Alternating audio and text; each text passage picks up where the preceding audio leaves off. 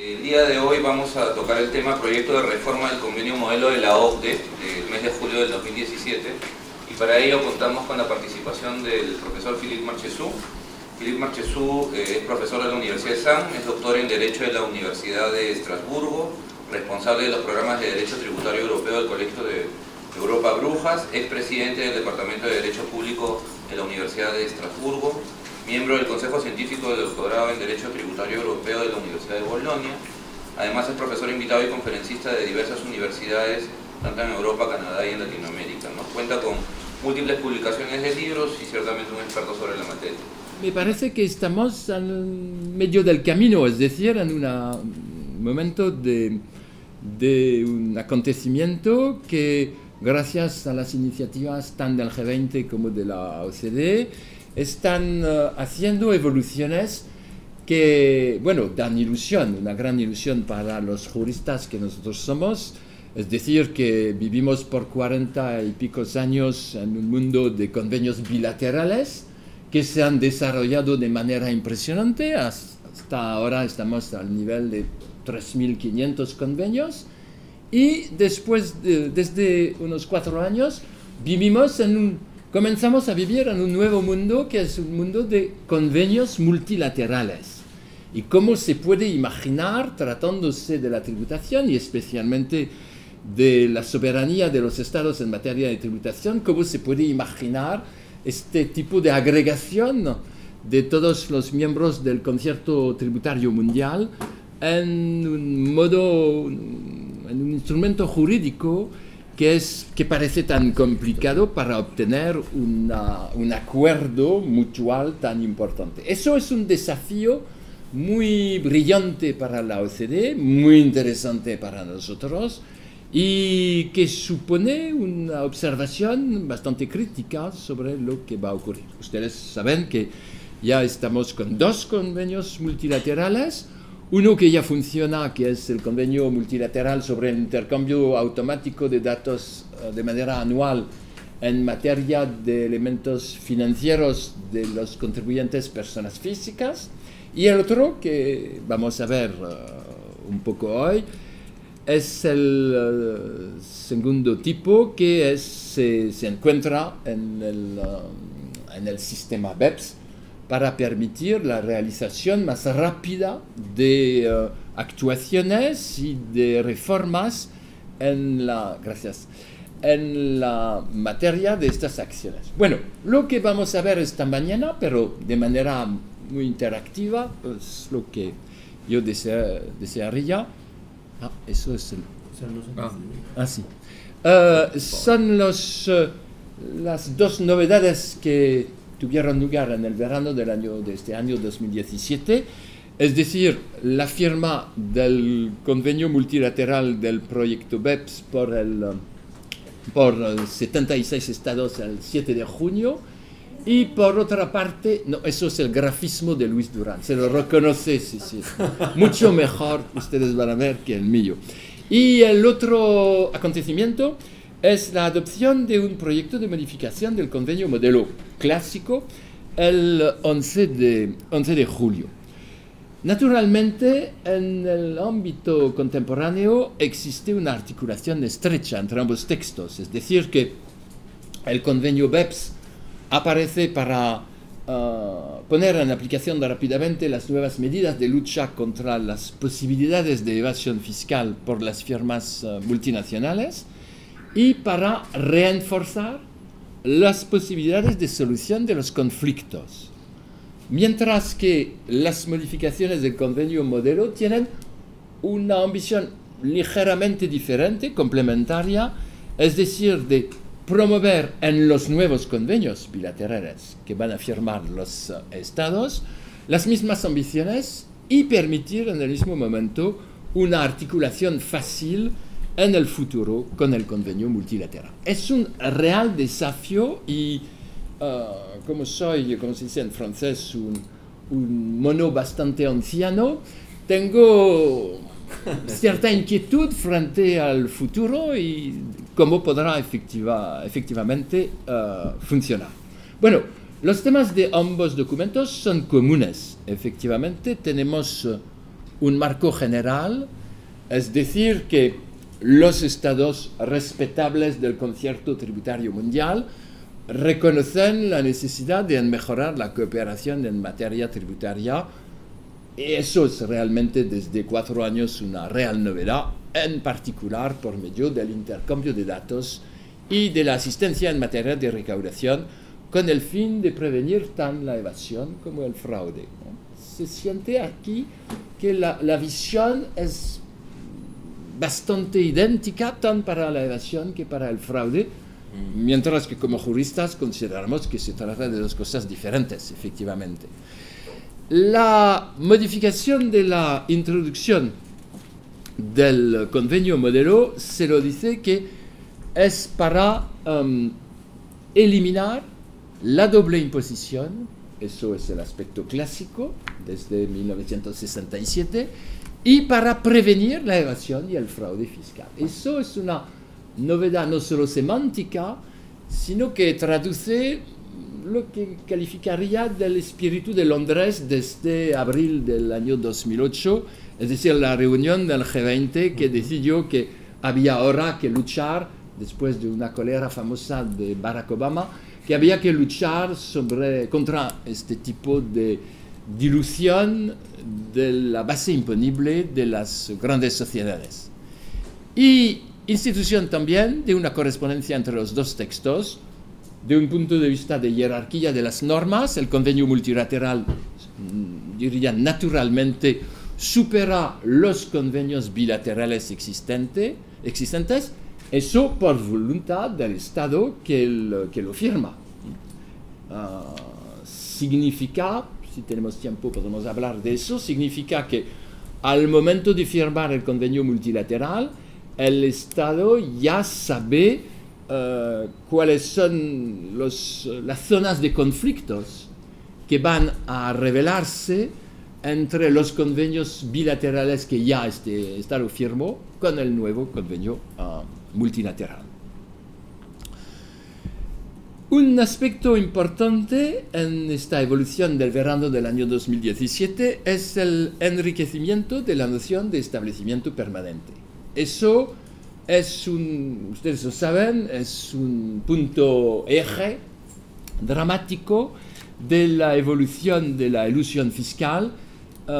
Se necesita una evolución de la concepción, de la definición del establecimiento permanente, porque tiene que adaptarse a las evoluciones económicas, especialmente la economía digital, al comercio electrónico y a la estrategia nueva de varias firmas de fraccionar su actividad para permitir que no se pueda considerar que en otro estado tiene un establecimiento permanente para el cual tiene que pagar su impuesto. Aparece en el convenio modelo un artículo 5, en el artículo 5, un parágrafo 4.1 nuevo que corresponde a la parte cuarta del convenio multilateral y que dice que se considera como establecimiento permanente una instalación fija de negocios que utiliza una empresa, si esta empresa ejerce actividades de empresa en otro lugar del mismo país, y que se puede considerar que el cúmulo de ambas actividades se analizan como funciones complementarias que se inscriben en un conjunto coherente de actividades empresariales.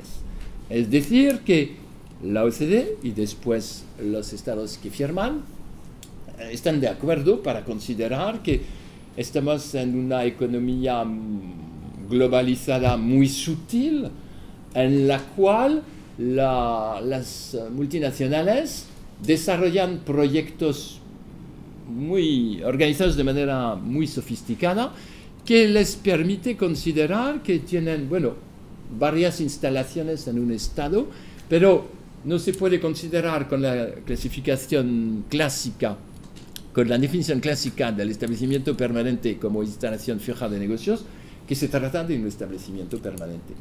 La innovación del verano de 2017 consiste en decir, que hay que tomar en consideración un conjunto de actividades para reconstruir la forma de este establecimiento permanente que se puede considerar como una instalación fija de negocios. Y el artículo 5, parágrafo 5, califica también de establecimiento permanente la situación en la cual una persona actúa en un país en el nombre de una empresa y de esta manera va a firmar contratos o va a realizar el proceso de conclusión de contratos de manera habitual, con la consecuencia de la venta de mercancías perteneciendo a la empresa o, como consecuencia, la prestación de servicios por esta empresa.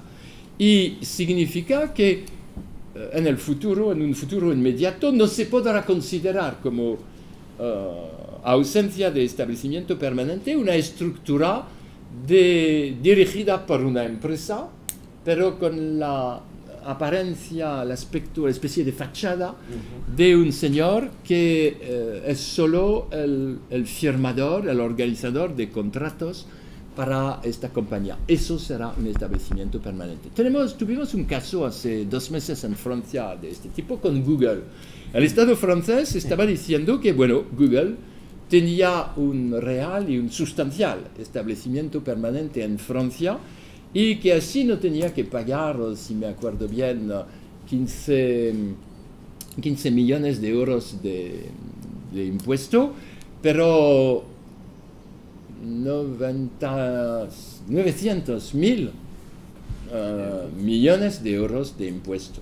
Se fue delante del Tribunal Fiscal de Primera Instancia y el Estado francés perdió, porque lo que dijo el tribunal es que la concepción actual del establecimiento permanente en la ley francesa, siguiendo los principios tradicionales de la definición de la OCDE, no permitía considerar la agrupación, la posibilidad de agrupación de todas estas actividades ejercidas por Google en Francia como un establecimiento permanente. Se puede imaginar que dentro de pocos meses la ley francesa va a cambiar, va a enriquecerse claramente, siguiendo el proceso que estamos viendo aquí. Hay una reserva que se contiene en el artículo 5, parágrafo 6, que considera una persona como agente independiente, es decir, sin conexión con la empresa, solo si actúa de manera usual para varias empresas, no para una sola. Es un límite que se debe admitir y que parece efectivamente normal.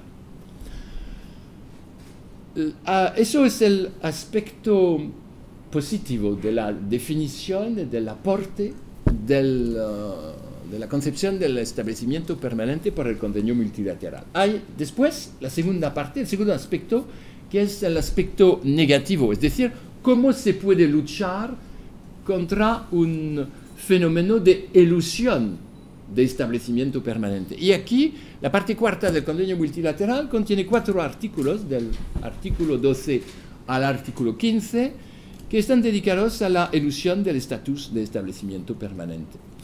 Artículo 12 dice hay que luchar contra la elusión artificiosa del estatus de establecimiento permanente a través de acuerdos de comisión y estrategias similares.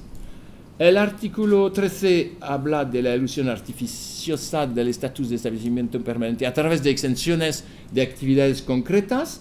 Eso es más complicado. En el primer caso, acuerdos de comisión y estrategias similares, tenemos, por ejemplo, en Francia, es un caso que todavía no está solucionado, el caso de Booking. Ustedes conocen Booking como esta central de reserva de hoteles, restaurantes y varias actividades. Bueno, Booking para Europa tiene su sitio en los Países Bajos por motivos de naturaleza tributaria. Booking tiene una doble actividad importantísima en cada país, especialmente en Francia. La primera actividad consiste a colectar cerca de las empresas hoteleras acuerdos para que Booking pueda efectivamente hacer la publicidad de estos hoteles. Y por segunda parte, para los clientes, personas físicas, Booking está vendiendo noches de hoteles a través del mundo y cosas similares. Y la Administración de Hacienda francesa está diciendo, bueno, Booking gracias a esta doble actividad y la intensidad, la importancia de esta doble actividad, tiene un establecimiento permanente en Francia. Pero la dirección de Booking fue diciendo, establecimiento permanente, pero ¿dónde está el establecimiento permanente de Booking en Francia? Booking emplea en Francia 30 personas, no más, una pequeñita oficina en un lugar perdido cerca de París, y nada más.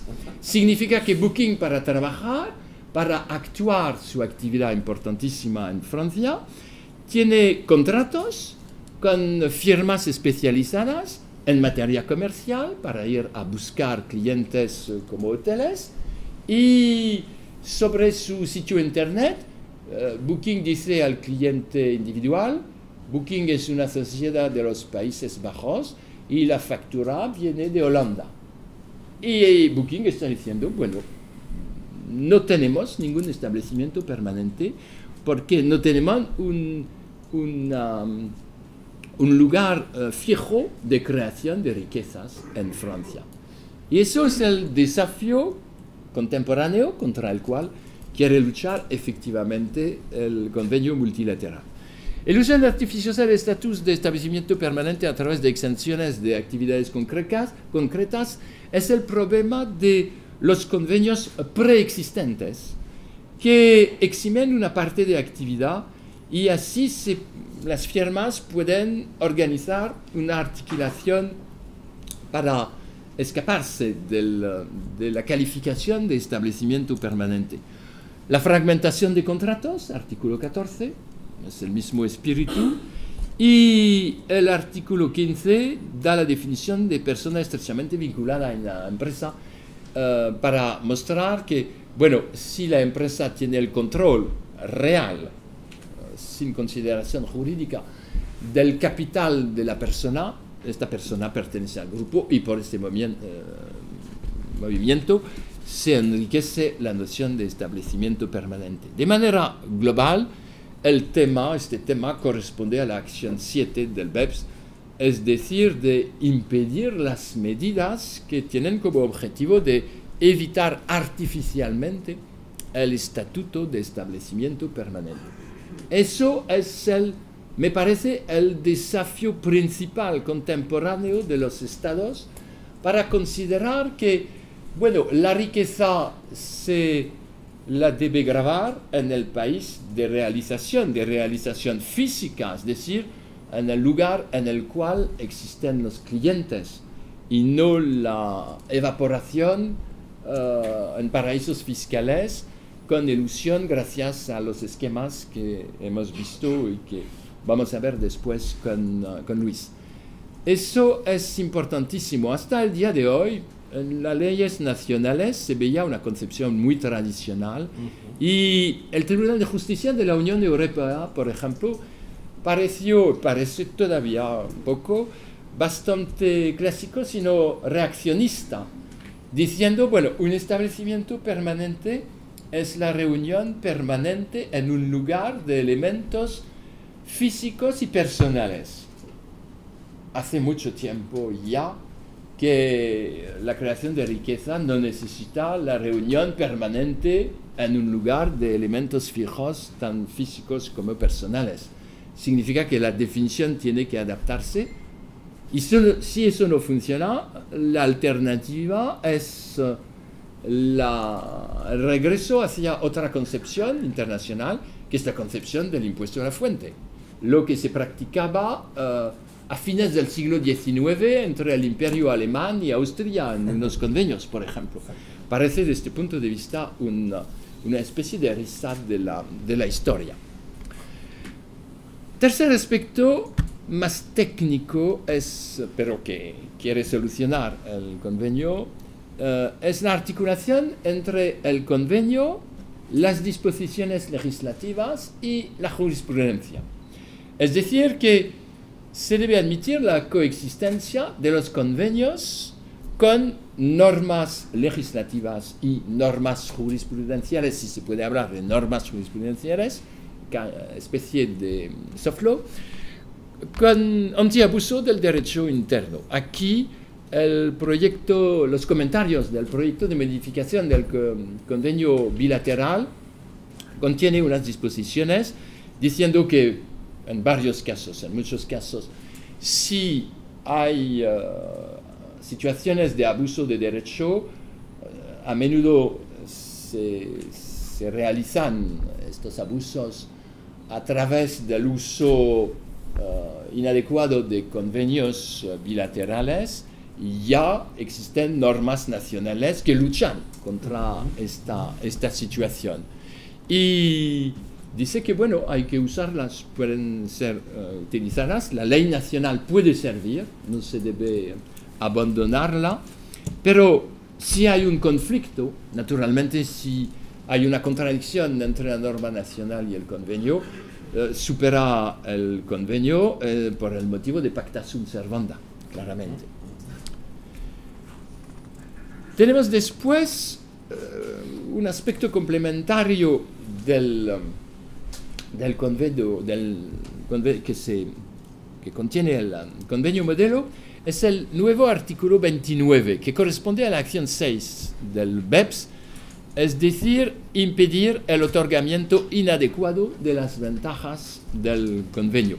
Está en correlación con la parte tercera, artículos 6 y 7 del convenio multilateral, es decir, que corresponde a una tendencia contemporánea que se ve más y más a menudo, de manera más frecuente, y que ahora teoriza de mejor manera el convenio modelo por su artículo 29, es decir, que el beneficio del convenio debe ser reservado a un usuario efectivo del convenio, y hay que evitar desde este punto de vista también las prácticas de treaty shopping que abusan del uso del convenio modelo.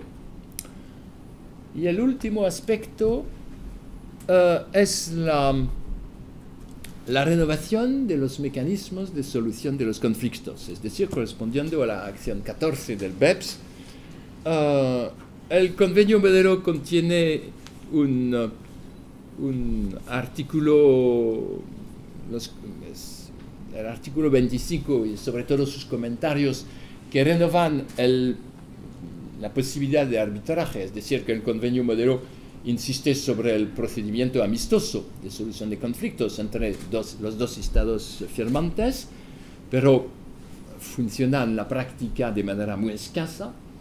Y ahora la presión multilateral insiste sobre esta evolución y la necesidad de desarrollar que los dos estados, a pesar de su soberanía orgullosa, tienen que conciliar para adoptar una solución común para solucionar los problemas más y más numerosos de un número en aumentación de los contribuyentes. Y el segundo nivel, la segunda etapa de este procedimiento, es la renovación y la institución de un arbitraje, de un procedimiento de arbitraje que tiene que intervenir si fracasa el procedimiento amistoso. Es decir, que este arbitraje, según el artículo 19 del convenio multilateral, será obligatorio y su solución será vinculante. Es decir, que los dos estados, si no pueden realizar el procedimiento amistoso, el contribuyente en un plazo de 2 años tendrá que pedir el arbitraje y será un procedimiento clásico de arbitraje, cada estado nombrando a su representante, ambos en un plazo de 60 días. En un plazo de 30 días los dos miembros tendrán que nombrar el presidente del colegio arbitral y este tendrá un plazo de 2 años para solucionar el caso. Y si los estados no formulan otra solución, es la solución del colegio arbitral que será efectivamente vinculante, excepto, eso me parece muy lujoso, excepto en el caso en el cual el contribuyente decide que no, la solución del colegio arbitral de este punto de vista no le conviene. Bueno, vamos a ver, parece absolutamente magnífico para solucionar los casos conflictos que intervienen. Vamos efectivamente a ver. Para terminar, una conclusión personal. Vivimos realmente ahora una articulación de convenios que a mí me da el vértigo realmente. Cómo organizar para cada estado la realización y el funcionamiento de, bueno, para Francia son 140 convenios bilaterales. Con un convenio multilateral nuevo, bueno, eso dará trabajo a todos los juristas y todos los comercialistas sobre este tema. Traduce una voluntad política que efectivamente es real, o si soy pesimista, no soy realmente pesimista, pero si soy pesimista, una voluntad política real que fue, no sé si con la influencia del presidente Trump se puede todavía hablar de una voluntad política real, con obstáculos. El peor obstáculo, me parece, hoy, no es el problema de los contribuyentes que tienen siempre más imaginación que las administraciones de Hacienda. Eso es clásico, es un fenómeno universal y permanente, pero es el problema de la desaparición efectiva de los Estados Unidos. Fue gracias a Barack Obama, por motivos coyunturales a partir del año 2008, que efectivamente se movió el G20 preguntando nuevas iniciativas a la OCDE. La actitud de los Estados Unidos durante las negociaciones del proceso BEPS consistieron mucho en hacer más complicada la redacción de los documentos de los diferentes aspectos del proyecto BEPS, y después los Estados Unidos no han firmado ni el primer acuerdo sobre el primer convenio multilateral de intercambio automático de datos y tampoco sobre el BEPS. Si los Estados Unidos no participan, es una parte importante de la actividad económica y tributaria mundial que se considera como siendo al exterior del proceso de lucha contra la elusión tributaria. Y ustedes saben que, bueno, los proyectos, los esquemas más sofisticados en materia de elusión fiscal vienen de lo que se puede calificar de multinacionales del futuro de los Estados Unidos. Aquí tenemos un real problema. Pero soy optimista, el optimismo va a venir de China. China ahora mismo es solo la segunda potencia mundial, va a ser la primera dentro de unos años. Y el presidente Xi Jinping está diciendo, bueno, que hay que abrir el mundo, que debemos vivir en un mundo muy abierto, un mundo de libre intercambio. Bueno, hay que quedar sentado en su silla oyendo eso, pero se puede realizar que quizás el progreso va a venir. Bueno, les agradezco mucho por su paciencia, por su indulgencia, por todos los aspectos negativos que ya describí.